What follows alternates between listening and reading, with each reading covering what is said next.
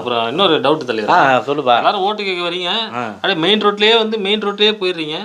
ஏரியாக்குள்ள வந்து பாருங்க தலைவரை, காவா போட்டு 20 வருஷம் ஆச்சு, ரோடு போட்டு 30 வருஷம் ஆச்சு. ஒரே கொசு தொல்லை, டெங்கு மலேரியாலாம் பரவுற அபாயம், குழந்தைங்களும் பெரிய கஷ்டப்படுறாங்க. உள்ள ஏரியாக்குள்ளே வர மாட்டேன். வர அதுதான்பா ஓட்டு போட்டு ஜெயிக்க வைங்க. என்ன சிறப்பா பண்ற மட்டும் பாருங்க நீங்க.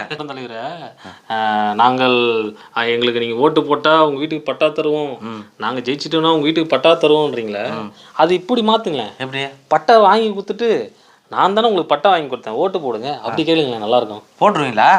நீங்க பட்டா வாங்கி கொடுத்தா உடனே ஓட்டு போட்டுருவேன்.